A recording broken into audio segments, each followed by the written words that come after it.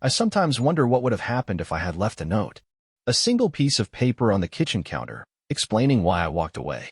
Would she have read it with shaking hands? Would she have cried, knowing that I had seen everything? Or would she have just crumpled it up, tossing my words away like she had already done with my trust? But I didn't leave a note. I didn't leave anything. I disappeared. And I did it without a single word. It all started with a phone call. A number I didn't recognize. Normally, I wouldn't have answered. I never did.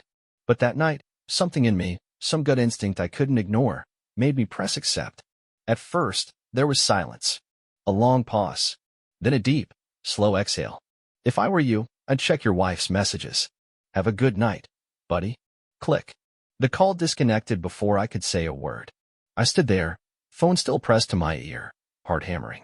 My mind raced through possibilities, wrong number, prank, some scammer messing with me. But my stomach twisted in a way I couldn't ignore. And even as I tried to tell myself it was nothing, my hands were already moving, unlocking Emily's laptop on the kitchen counter. Her password was the same as always. Our anniversary. The date that suddenly meant nothing. The second her inbox loaded, my world cracked in half. A single message. Unread. As if she hadn't even bothered to hide it. Last night was amazing. Can't stop thinking about you. I felt a rush of blood to my head. My ears rang. I could barely breathe. My hand shook as I scrolled, faster and faster, through the weeks, no, months of messages. Wish I could see you again tonight, but my husband is home. Husband. That was me. She was talking about me like I was a burden. Like I was some obstacle between her and the man she really wanted. My vision blurred. My mouth went dry. I could hear my own pulse pounding in my ears, the sound of my own breathing, ragged and uneven. Upstairs, the shower was running. She was humming, completely unaware that her life was about to change forever. And in that moment, something inside me shifted. I thought about storming upstairs, throwing the laptop into the bathroom, demanding answers. I thought about waiting for her to come downstairs, sitting at the kitchen table with the messages pulled up, letting her see the moment she lost me. But then I realized I didn't want an explanation. What could she possibly say that would make it better? That it was a mistake? That she loved me but needed something else? That she had planned to tell me eventually? No. I wasn't going to give her the satisfaction of tears, of guilt, of pretending she was sorry.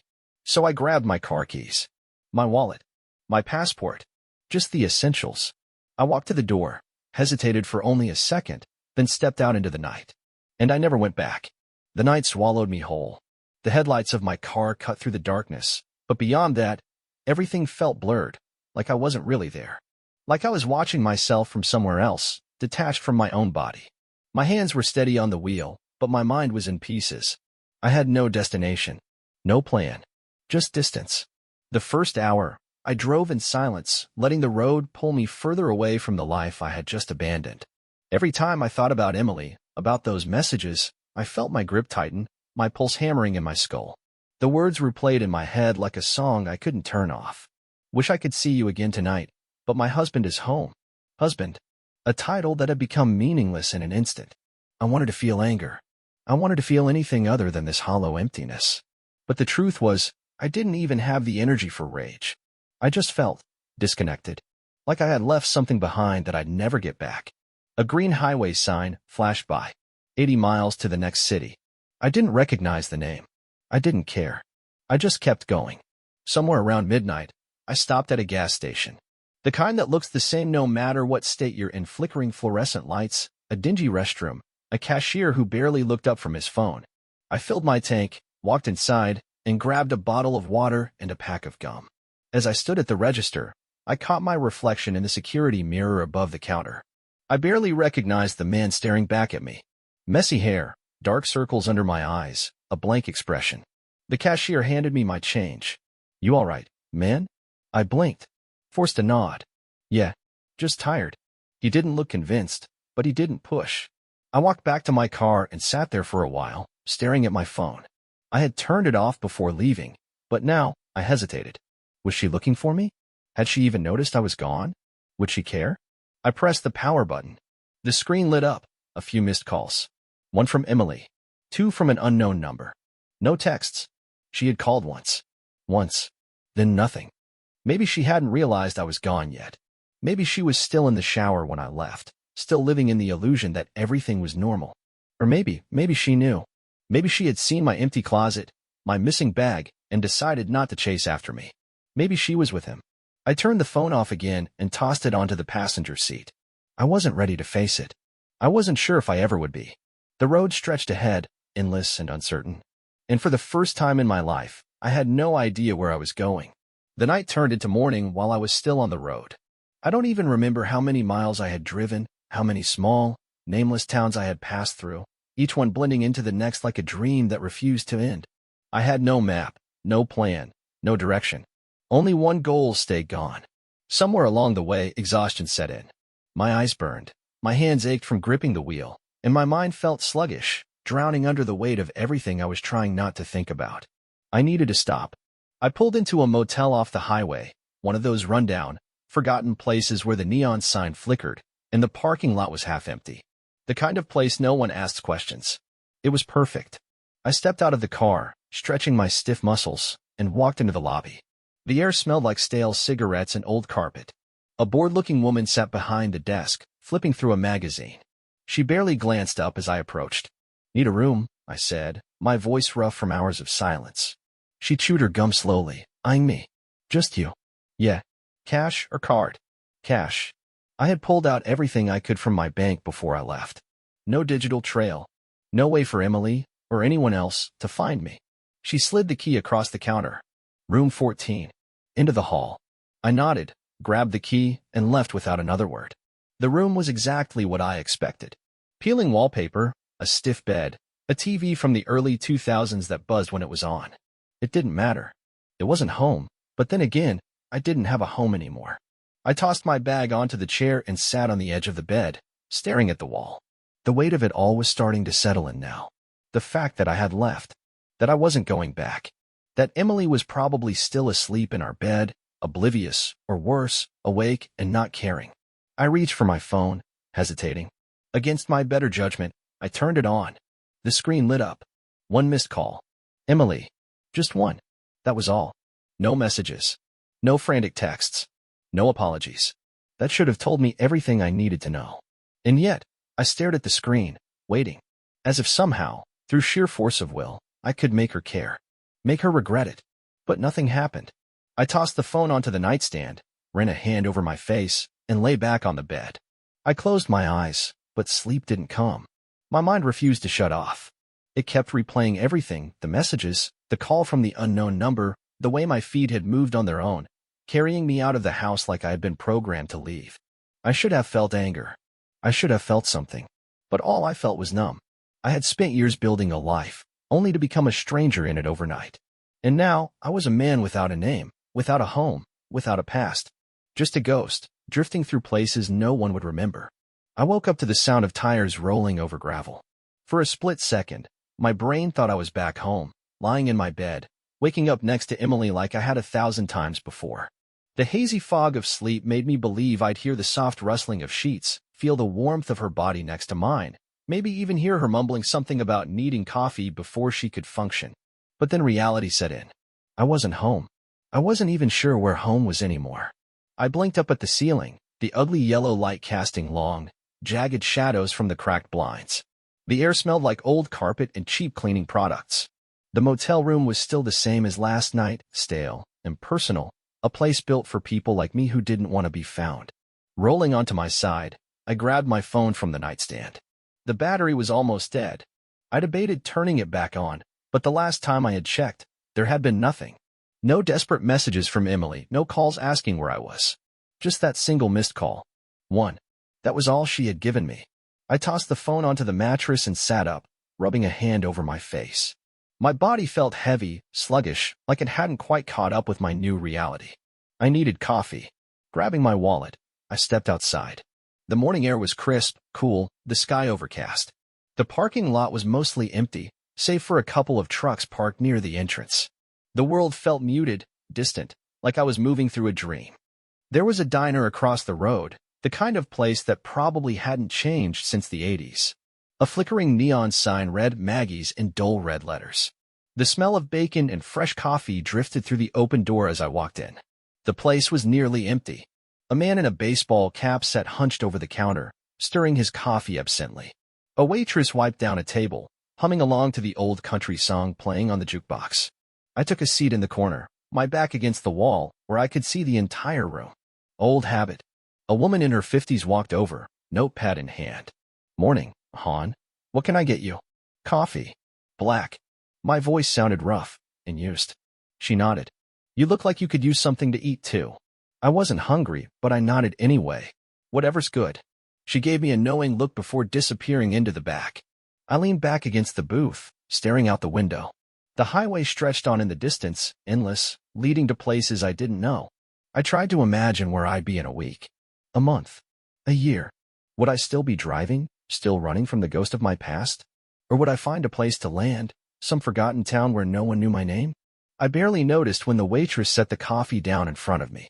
I took a sip. It was strong, bitter, but it grounded me. And then, for the first time since I left, I let my mind wander back to Emily. What was she doing right now? Had she woken up and realized I was gone? Had she sat up in bed, reaching for me, only to find an empty space? Had she even cared? I closed my eyes, exhaling slowly. The answer to that question was obvious. No. If she had cared, she would have called again. She would have texted. She would have tried. Instead, she had given me nothing. The waitress set a plate in front of me, scrambled eggs, toast, bacon. I picked at it absently, my appetite non-existent. The bell above the door jingled, and someone walked in. A man in a brown jacket, mid-40s, with tired eyes. He looked around before taking a seat at the counter. Something about him felt familiar. Not his face, but the weight he carried in his shoulders, the way he slumped slightly as he sat down. A man running from something. Maybe from himself. Maybe, like me, from a past that had shattered overnight. I stared into my coffee, the steam curling into the air. For the first time, I wondered how many people in this diner were ghosts of themselves. How many had left behind lives they couldn't bear to face anymore. And how many, like me, had left without saying goodbye. I pressed my fingers against my temples. I had to stop thinking like this. I had to move forward. Because if I kept looking back, I knew I'd never escape. I spent hours in that diner, staring into my coffee, listening to the hum of conversations around me, watching people come and go like waves on the shore. The plate of eggs and bacon sat mostly untouched, my appetite drowned in thoughts I didn't want to have. Every time I tried to push Emily out of my mind, she clawed her way back in, dragging her betrayal with her. I should have felt anger. That burning, all-consuming rage people talk about when they're betrayed. But I didn't. I felt empty, like a man who had been hollowed out from the inside, leaving nothing but skin and bones behind. It wasn't until the waitress came by for the third time to refill my coffee that I realized I had been there too long. She gave me a polite smile but didn't say anything, just glanced at the plate I hadn't touched and walked away. I left a few bills on the table and stood up, stretching my stiff legs before heading to the restroom. Inside, the fluorescent lights flickered slightly, casting a dull, almost sickly glow over the cracked tiles and rust-stained sink. I stepped up to the mirror and stared at the man looking back at me. I didn't recognize him. Dark circles under his eyes. Hollow cheeks. The stubble on his jaw was uneven, rough, as if he had stopped caring about keeping himself presentable. His shirt was wrinkled, his collar stretched, his hair a mess. He looked like someone who had been lost for years, not just a few days. I turned on the faucet and splashed cold water on my face, hoping it would snap me out of whatever state I was in. But the feeling didn't go away. That sinking, unbearable feeling that I wasn't just lost, I had nothing to return to. I grabbed a paper towel and dried my hands, avoiding my reflection this time. What was the point in looking? I didn't want to see the version of myself that Emily had turned me into. As I stepped out of the restroom, my eyes immediately went to the man sitting at the counter, the one in the brown jacket who had walked in earlier. He wasn't eating. His fingers tapped against his coffee mug, his gaze unfocused, like he was somewhere far away in his head. I should have ignored him. He was just another stranger passing through.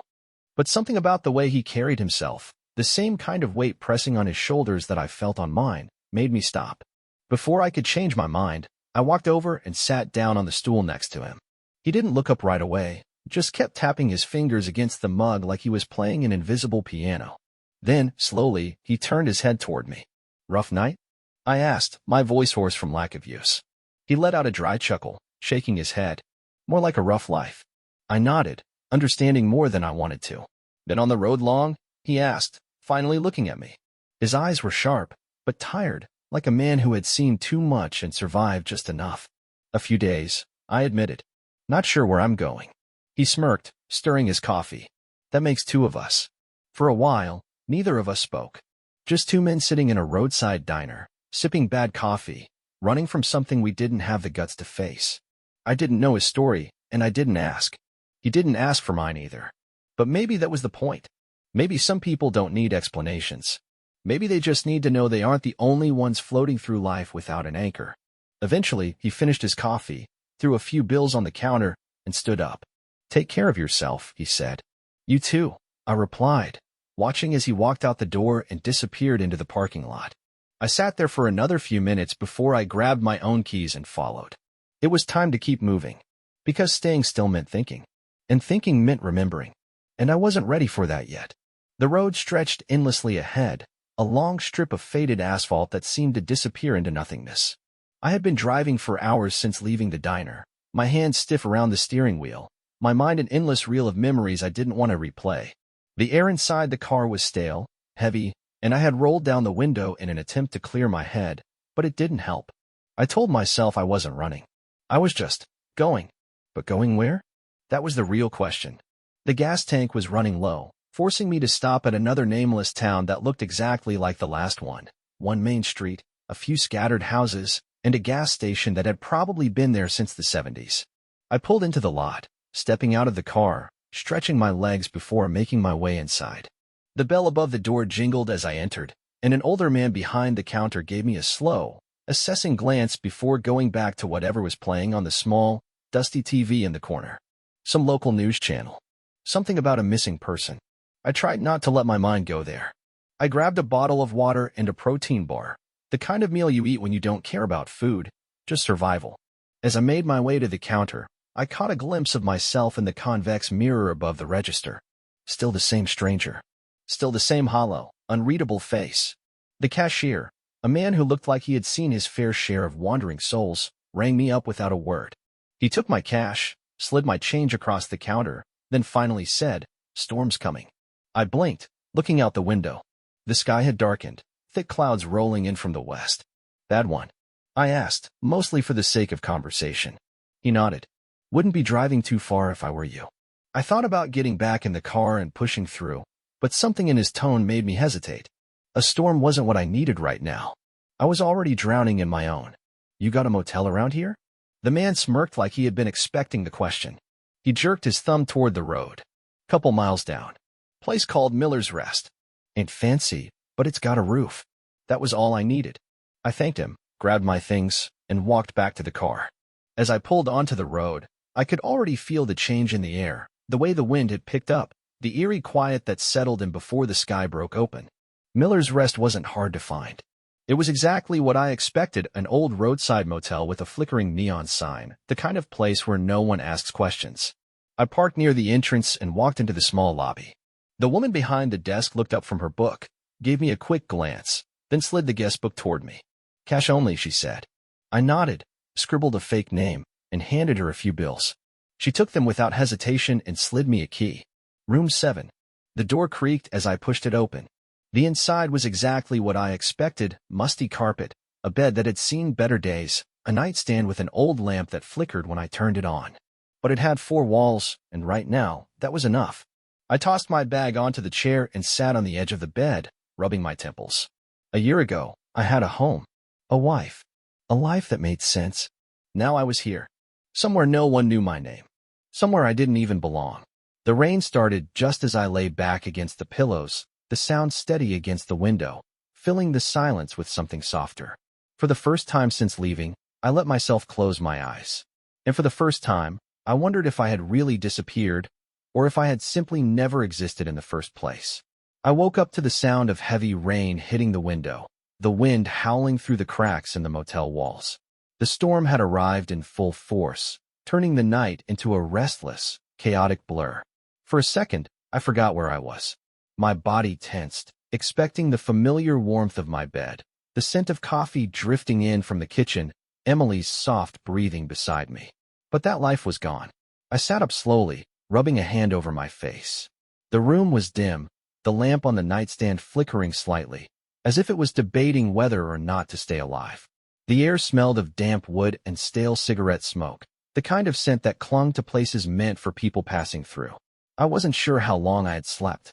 It could have been an hour, maybe two. But I still felt drained, like sleep hadn't done anything but keep my body still while my mind ran circles around itself. I glanced toward my bag, where my phone lay untouched. I hadn't turned it on since the gas station. I told myself I wouldn't, that I had nothing to check, nothing to wait for. But the temptation gnawed at me, an itch I couldn't ignore. I grabbed the phone, pressing the power button. The screen lit up, the brightness cutting through the dark like a knife. One missed call. From her. My stomach twisted, but I forced myself to breathe through it. One call. That was all. No voicemail. No text. I stared at the screen, willing it to ring again. But nothing happened. She wasn't searching for me. She wasn't chasing after me. She had called once and then let me disappear.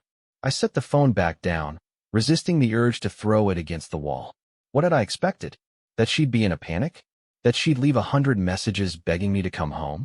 That she'd realize, too late, that I had been worth fighting for? No. She had made her choice the moment she sent those messages to someone else. I exhaled sharply and pushed myself off the bed, walking into the small motel bathroom.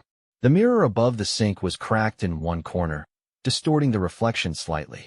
I ran the tap, splashing cold water onto my face, gripping the sides of the sink as I stared at the man in the glass. A man who didn't recognize himself anymore. Dark circles under his eyes. A hollow stare. A man who had been erased from his own life and had nothing left to hold on to. I turned off the water, gripping the sink harder. I had always believed in fighting for things. For love. For loyalty. I had always thought that if two people had something real, they could get through anything. But I was wrong. Some things weren't meant to be fixed. Some things weren't worth fighting for. I stepped back from the mirror and walked out of the bathroom. I needed air. The rain had slowed, though the wind still howled through the trees, making the old motel sign creak. I pulled my jacket tighter around myself and started walking. I didn't know where I was going. Maybe just anywhere but inside those four walls that felt too small, too suffocating. The town was nearly dead at this hour. The main street was empty, save for a few streetlights casting their dim glow over the pavement. The few businesses that lined the road were closed, their signs flickering in the wind. A gas station, a diner, a bar with neon lights that buzzed faintly. I kept walking, my feet carrying me forward without direction, without thought. Somewhere along the way, I stopped in front of a storefront, my eyes catching the reflection of the glass. A stranger stood there, staring back at me. I wasn't that man who had left home a few days ago. That man had a routine, a purpose, a life that felt stable, even if it had been built on a lie. This man, the one in the glass, was someone else entirely, someone who didn't exist. I turned away and kept walking, disappearing into the quiet streets of a town that had never known my name. The days blurred into weeks. The weeks turned into months. Before I knew it, a whole year had passed. A year since I walked out that door without a word. A year since I erased myself from the life I had built. At first, I thought about going back. Not to Emily, not to my old life, but to some kind of closure. Something to anchor myself, so I wouldn't feel like a ghost haunting the edges of reality. But the longer I stayed gone, the more I realized there was nothing left for me to return to. I moved through towns like a shadow, never staying in one place too long. I picked up odd jobs, bartending, working at gas stations, even construction for a while. It didn't matter what I did as long as it kept my mind occupied, as long as it kept me from thinking too much. And then, one night, she found me. It was in a small town I had stopped in, just another place on the map, another temporary home I had no real attachment to. I was working in a quiet bar, wiping down glasses behind the counter, when I heard the door chime. I glanced up, ready to greet the customer. And there she was. Emily. Her hair was different, shorter. Her face was thinner, her eyes hollowed in a way I had never seen before. But it was her. For a moment, neither of us spoke. She took a slow step forward, her hands trembling at her sides. She swallowed hard. I've been looking for you. I exhaled through my nose, setting the glass down carefully. Didn't look very hard. She flinched, and for a brief second, I saw something I hadn't expected, regret. Real, raw regret. I messed up, she whispered. I know that. She exhaled sharply, gripping the back of the nearest chair. I've spent the last year thinking about what I did, about how I ruined everything. And God, I don't know what I thought I'd find when I finally saw you again. I leaned against the counter, crossing my arms. And she swallowed. I thought maybe you'd still care. I didn't respond right away. I let the silence stretch between us, thick and heavy. Did I care? Maybe, in another lifetime, in another version of myself, I would have. Maybe if she had found me a year ago, if she had tried harder, if she had fought for me the way I once would have fought for her, things would have been different. But that man, the one who would have stayed, who would have tried to fix things, he didn't exist anymore. I sighed, rubbing a hand over my jaw. You know, for a long time, I kept waiting for you to call. For you to explain, to apologize, to do something. But you didn't. You let me go.